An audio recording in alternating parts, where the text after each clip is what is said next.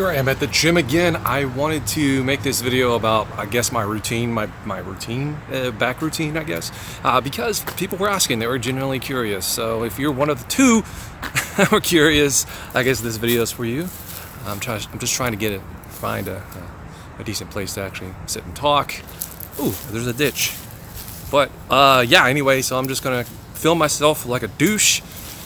Hopefully not get a bunch of looks in my direction like I'm an asshole. I'll talk about what I do. Oh, look, there's a ditch. I'm gonna go up in this ditch and I'm gonna use this ditch so I can narrate this video. By the way, I'm not in the ditch because it looks sketchy. It looked a little sketchy. So I'm up here against this brick wall. What I'll usually do is I'll do a pull day and a push day, and then I'll sprinkle legs throughout the week. That's what I'll do. Today I'm doing a push day, or excuse me, today I'm doing a pull day, which is back. Back, biceps, that's about it. And I'll alternate. I'll do that twice a week, and then I'll do push days twice a week. And that's generally the best way to go about it according to studies. So that's how I do it. When I'm starting off on my back day, my push day, when I'm starting off on my pull day, usually what I'll do is I'll start off with some good old-fashioned pull-ups. Pull-ups are one of the best back exercises that you could possibly do. That along with deadlifts. I don't really do deadlifts because it's hard on my back. Me being so tall, I can't get the proper form, so I don't even want to mess my back up any more than it already is. So generally I just kind of stay away from deadlifts. Every once in a while I'll do them, but like really lightweight. But today I'm just not in the mood for it. But deadlifts are going to build just overall strength more than probably any exercise that you can think of. But when I'm starting off with back day, I will generally start off with pull-ups, because pull-ups are a major exercise that's going to put on strength, muscle, whatever you want going for. Pull-ups are going to be a key. It's a body weight exercise, and it's really good for you. It'll straighten out your back. But you gotta, there's different ways that you can do it. I tend to just do different things just all around when I'm at the gym. One week I could do really heavy, and the next week I could do really light. Sometimes I'll do heavy and light in the same workout and in mid-range. So I like to vary things up because your muscles have different fibers and they react differently to different, heavy and light and mid-range type of stuff. So if you want to work the overall muscle, be sure to do different types of rep ranges and weights, because that's going to help you out the most. The worst thing that you could possibly do is go into the gym and just do the same thing over and over and over and over and over. Your muscles are going to eventually adapt to that, and then there's nothing's going to happen anymore. You're going to be wasting your time essentially. And one thing I'm probably not going to get too much into in this video is how many reps I'm doing and how many sets and all that stuff. The point is that just varies so different. I change all the time, and it's important to not get hung up on that type of stuff. The most important thing when you go to the gym is to just make sure your intensity is up. Whether you're doing 5 sets or 5 reps of really heavy weight or 20 reps of really lightweight, it doesn't matter. Just make sure that you're doing it. It's intense. You don't go to the gym and just go through the motions and barely break a sweat. Whatever you're doing, just make sure the intensity is high, and you're going to accomplish something. So starting off with my back, I'm doing the pull-ups here, and as you can see, my tempo is I come up relatively quick, and then I slowly let it down. And I do this because the back really reacts well to those long weighted stretches. You're going to build a lot of muscle doing that.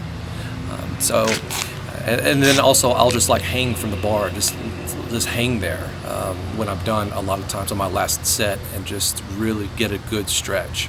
Next thing I'm doing is seated rows. Now this is kind of the same thing as bent over barbell rows. Can't talk. And I do those too, but today I'm going to be doing these with the cables. And the reason I'm doing it this is because I feel like I get a better stretch doing it this way, and I feel like I have better form doing it this way. But barbell rows bent over is a really, really good exercise as well.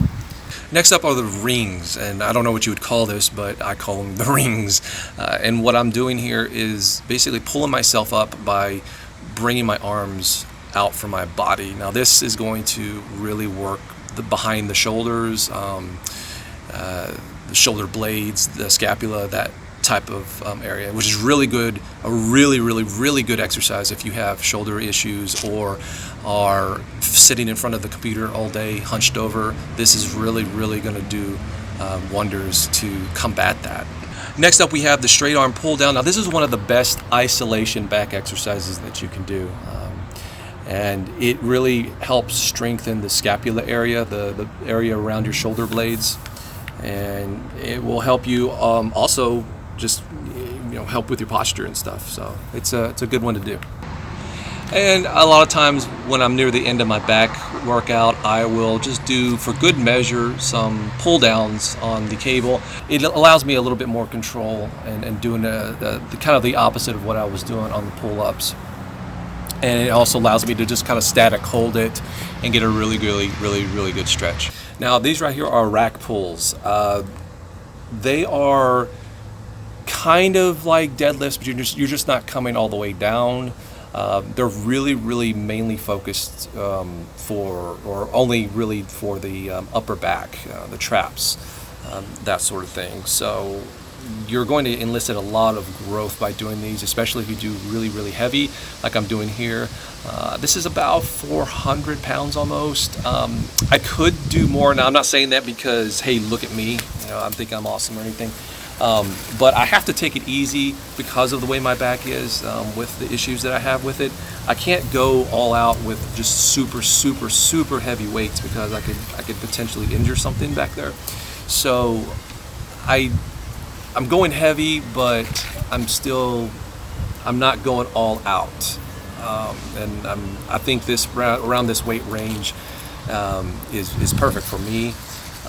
I don't want to overdo it in weight and also in reps. I could probably go 4 to 5 more reps than what I'm doing right now. But again, I'm just trying to go easy and not go balls to the wall on this. Now that I've done most of my back stuff, and I would say I'm probably in the range of like 18 to 20 working sets with just overall the back that I've just done, I usually move on to biceps because, well, I mean, you use your biceps with everything that you do on your back for the most part. I mean, not the straight on push downs obviously, but a lot of the pulling and rowing and stuff, you're using your biceps. Now I do that because I've already kind of got them fatigued. You can do biceps before back, but it's going to kind of halter your back workout a little bit. You're not going to be able to lift as much and do as much, which some people like because you're pre-exhausting your biceps, so you feel like there's more focus on your back. But it's kind of like just your preference, how it makes you feel. I prefer doing biceps at the end, but sometimes I'll switch it around. So for biceps, I've pretty much annihilated them already from this hour-long back workout that I've already done. So generally, I'll just, it hurts. Like at this point, it hurts. Like if I started with biceps before back, I would be able to do a lot more. But since they're kind of already tired, I just kind of got to, roll with it. What I'll usually do is start off the very first set of biceps I do with the heaviest, because with heavy you need the most amount of energy, and so since they're still somewhat fresh to, relatively speaking, because I'm early on in the biceps, I'll do heavy barbell curls. Yes, and I know I'm the asshole doing the barbell curls in the squat rack, but it's pretty much dead right now, and we have like 3 or 4 squat racks here, so yeah, I'm good. But I'll do heavy. This is about, I think 95 pounds. It's hard to tell because it's in kilograms, but I think it's about the equivalent of 95 pounds. And so I'll do a few sets of these and then I'll move on. Now for biceps, there are so many different exercises, like so many, and I always vary them. I try different things. Sometimes I'll do 21s. Sometimes I'll do preacher curls. Sometimes I'll do single arm isolation, hammer curls, reverse grip curls. I mean, there's just so many, and I do so many different ones. In this particular workout, I'm doing spider curls, and I'll do a lighter weight because I want to go higher reps. I'll try to go and hit 10 to 15 reps on each. Now this one's very hard, the spider curls, just because you're putting your arm in a really weird angle, but it really concentrates the upper part of the bicep that attaches to the front of your shoulder. I don't know what that muscle is called, but it's the front delt. But it really isolates that part of the muscle. And to complement that, I'll isolate the lower and mid range of the muscle by doing lean back incline dumbbell curls, and I'll do some sets of these. And notice the tempo here. I'm going up and then I'm going down slowly, and that's what you want to do on all bicep exercises. I see so many people like at the gym where they're just swinging the weight up and then just dropping it. You're not doing anything. Okay, and that goes that's a general rule for like most exercises you do. You want controlled movement down. The eccentric motion, where you're letting the weight down against gravity, is just as important, and some people even think more important. Okay, so if you're just letting it just drop, bring it up and letting it drop, you're missing half the exercise. Okay, so lower it slowly, 2 to 3 seconds, nice and controlled. You're going to elongate, stretch that muscle, and you're going to elicit growth more than you are if you're just letting that thing drop. So implement that, especially on any kind of curl, but also just any exercise in general. That's a very good general rule of thumb. So there we go. That's most of my exercises. Now what I'll end up doing is at the very end I'll do some trap work, lower trap work. And the reason I do this, now I'll do this every day, not just on back day, like every day. And the reason I do this is because, now this is a problem I'm sure a lot of people, even if you don't work out right now and you're watching this video, you could stand to do this. And you can do it at home as well. You don't have to have any equipment. But a lot of us, most of us nowadays, if we have a desk job, we're sitting in front of the computer, we get this humpback posture. We get our shoulders rolled forward, and it's just not good. I mean, it can lead to a lot of problems.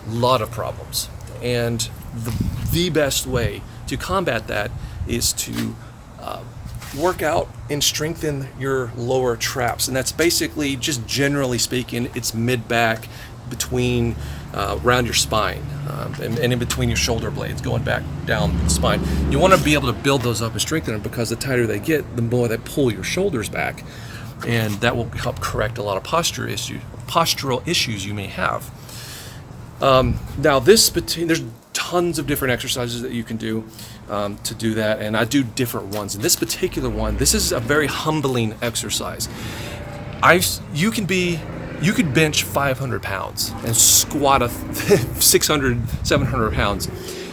This exercise could humble you and make you feel like you're as weak as a baby. Okay. What I'm doing here are wall raises. Now, at first glance, you're looking at this and thinking, this is easy. What's wrong with it? I mean, what's the big deal? Most Americans, or even if you work out, you are weak, super weak in the lower trap area, because it's just a muscle that doesn't get hit very often when you're working out or just anything. So when you're doing these, the key is to not cheat. Now I'm cheating right here because it's so hard on me because of how bad my posture is. It's so hard on me, I have to cheat just to be able to do it. And at first glance, it looks easy, but you have to do it correctly. If you do it correctly, it's hard. If you cheat, it's easier. But the key is you want to raise your arms, and you want your hands to be touching the wall or barely be touching the wall. But also, and you can't see it from the angle that I am, but you have to have the back of your head touching the wall, the upper back touching the wall, and also the lower back touching the wall. And you want your feet as close to the wall as possible. Just doing all that and then raising you're going to, and then you squeeze your middle back, you're going to feel like you've never felt it, anything like that before. And you're going to be sore in the morning because it's a muscle that has never been worked. Doing that, I want everybody to go, who's watching this video, try it, okay? Because you're gonna more than likely what's going to happen, unless you're gifted and just for whatever reason, but what's going to happen more than likely is what happened to me. And the closer you are to the wall, the more correct it is, and the better you are at it. But you have to sometimes take a step out from the wall like this, and then do it, and then you're able to do it. That's how I'm able to do it with my feet. And that's how I say I'm cheating, because that's not technically how you're supposed to do it, but it's the only way I can do it because my back is just so screwed up. And also, to correct that posture, you have to be able to have a good range of motion with bringing your arms back, which means stretching this right here, because that's another reason of why people have that posture, forward posture, from sitting in front of the computer. These muscles right here get tight, and it's also if you do a lot of bench pressing but don't work these back muscles right here enough, you're going to get tight in the front, and it's going to pull your shoulders forward. You don't want that. So definitely, and to complement working out the back and strengthen that, you have to stretch these muscles and keep them stretched. And you can go into a doorway like this and kind of like just stretch them out and do some stretching like that. But it's a long process, you know. If you're having that same issue as I am, you know, you didn't get there overnight. You're not going to fix it overnight. It takes a long time to fix it, but as long as you keep at it, you know, you should see good results. Anyway, that's my back routine. That's my push day. I keep saying push day. It's my pull day routine. Oh, wasps, nice. But yeah, anyway, thanks for watching, and if you want to see more stuff like this, let me know.